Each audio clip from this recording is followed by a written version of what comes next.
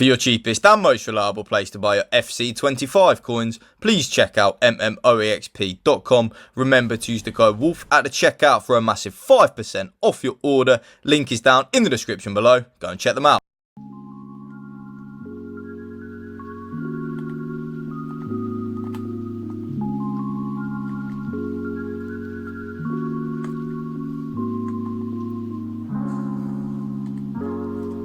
So there you will have seen some gameplay clips of me using the 4-3-3-2 formation in some friendly games, and it is an amazing formation, YouTube, believe you me. But first, drop this video a like for me, drop a comment down below, and if you can hit that subscribe button to my channel, that would mean the world to me. So the code, remember, will be in the last 15-20 seconds of the video, and it will also be the top pinned comment down in the video as well. So all you have to do is just type in the code and you will get the custom tactics right there, and then you don't even need to do anything. So the 4-3-3-2, what I'm currently using is like so. Custom on the tactical preset, of course, and it is classed as the 4-3-3 holding. So yes, the one with the CDM and the left central midfielder and the right central midfielder. A very, very, very good formation. I did actually bring out a custom tactics video on this formation a few weeks ago, and I'm just bringing you some new updated ones now, of course, with the latest big patch that has dropped since then. So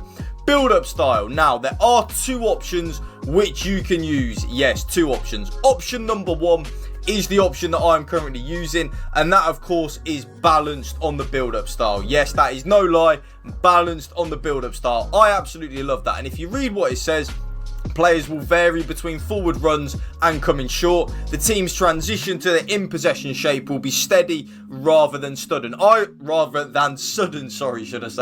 really like that. Basically, I like to be in control of kind of like where and when my team attacks. I like to play as manual as I possibly can be, and I feel like when we're using that balanced on the build-up style, it really is down to me for what my team will do in attack. If I want to trigger a run, I will do that. If I want my players to run a little bit forward, again, I will do that. If I want them to stay where they are, again, that is on me. But another option which is very, very, very good, and something that I would probably recommend if there's two options here.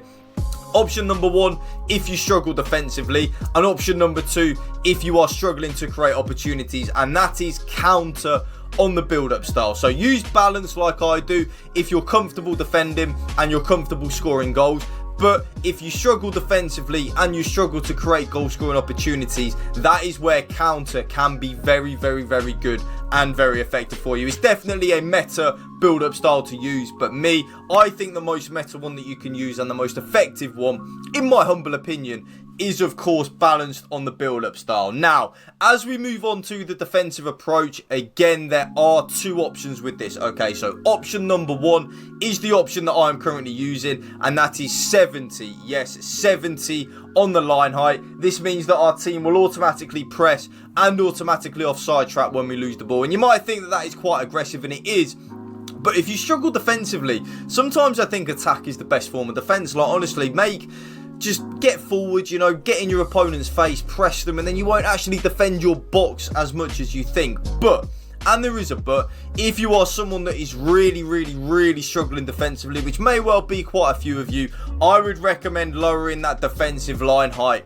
down to either 55 or 50. A nice solid base where you are still a little bit aggressive, but you're not completely YOLO like you are when you are using the 70 line height. But for me and most people that I would recommend watching this video, I would use 70 on the line height. So that's the team tactics done.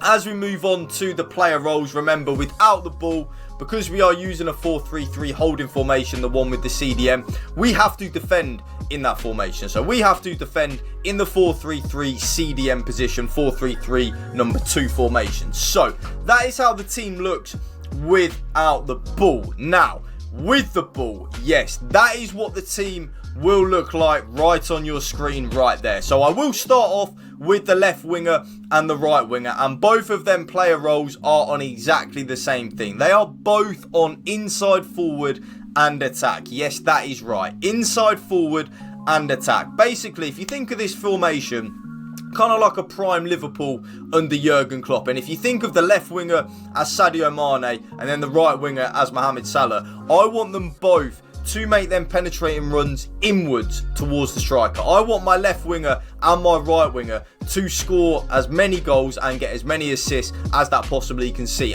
And you will know from the player clips at the start, from the gameplay clips, sorry, at the start of the video, that when you use the left winger and the right winger on inside forward and attack, you will get a lot of goals and a lot of assists from that left winger and the right winger, believe you me. So definitely use inside forward and attack on both the left winger and the right winger.